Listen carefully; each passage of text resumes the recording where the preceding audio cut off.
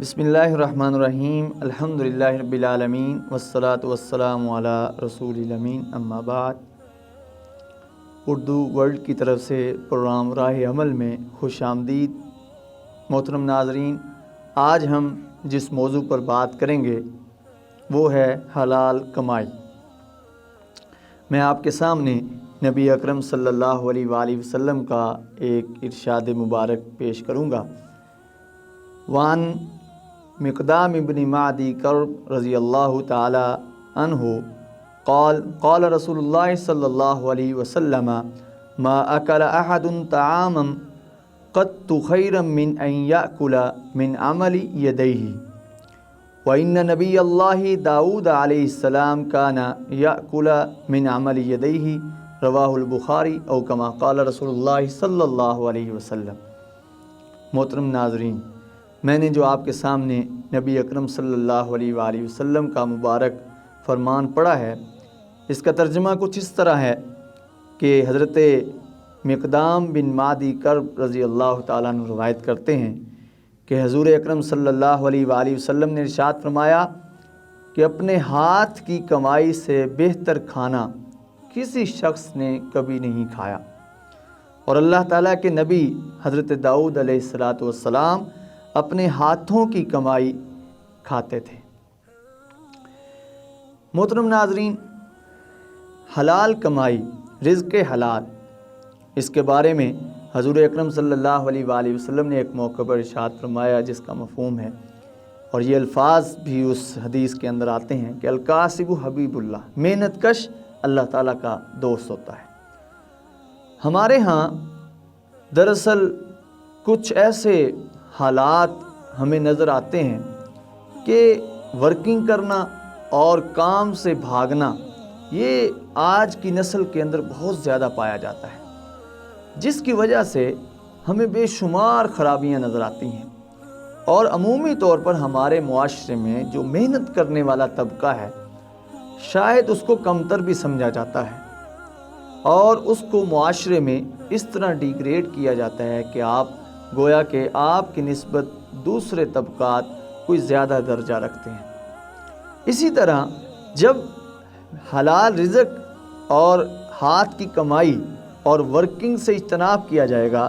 تو پھر معاشرے میں گداگری عام ہوگی، اور پھر جب بھیک عام ہوگی، لوگوں کو مانگنے کی عادت پڑ جائے گی، تو دین اسلام کے اندر اس کے حوالے سے بہت واضح طور پر ہمیں ہدایات ملتی ہیں کہ کسی مسلمان کو زیب نہیں دیتا کہ وہ کسی کے آگے ہاتھ پھیلائے۔ اور اس کے حوالے سے نبی اکرم صلی اللہ علیہ وآلہ وسلم نے ایک موقع پر ارشاد فرمایا جس کا مفہوم ہے کہ تم کسی سے کوئی سوال نہ کرو، حتیٰ کہ تمہارا اگر سواری سے نیزہ بھی گر جائے تو تم اس کو بھی اٹھانے کے لیے کسی کو نہ کہو۔ محترم ناظرین، اسی کو اگر ہم اسی حدیث کی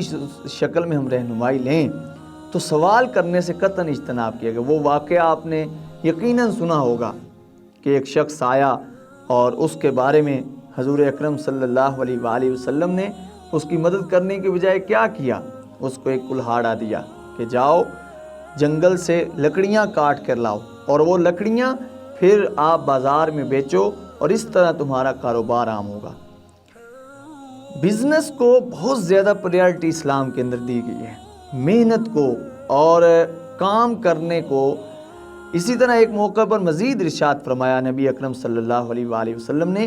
کہ جس کا مفہوم ہے کہ نیچے والا ہاتھ اوپر والا ہاتھ نیچے والے ہاتھ سے بہتر ہے، کہ دینے والا ہاتھ یقیناً اللہ تعالیٰ کی نگاہ میں لینے والے ہاتھ کی نسبت بہتر ہے۔ ہاں، کچھ صورتیں آتی ہیں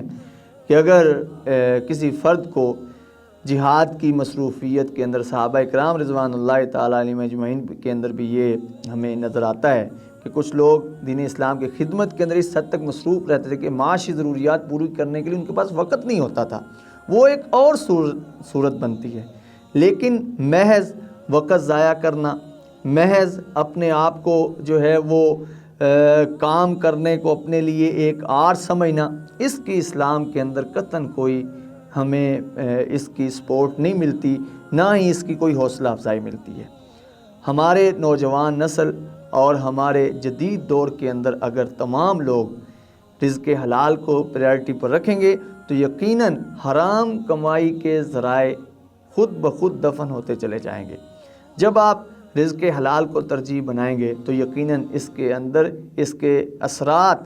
اثرات آپ کی اولاد میں نظر آئیں گے۔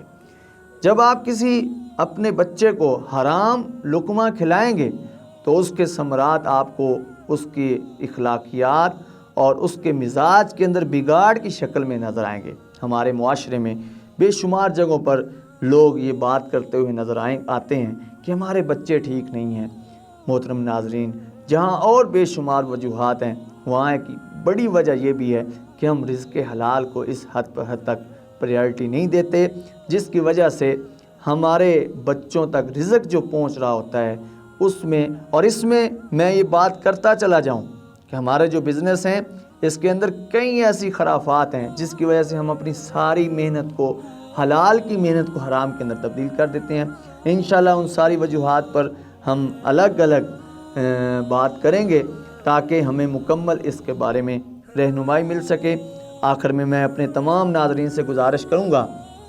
کسی قسم کا کوئی آپ سوال کرنا چاہیں، کوئی آپ مشورہ دینا چاہیں تو کمنٹس کے اندر ضرور ہماری رہنمائی کریں۔ اللہ تعالی ہم سب کو نبی مہربان صلی اللہ علیہ وآلہ وسلم کی مبارک تعلیمات کو سمجھنے کے بعد ان پر عمل پیرا رہنے کی توفیق عطا فرمائے۔ وأقول قولی ھذا استغفر اللہ لی ولکم ولسائر المسلمین۔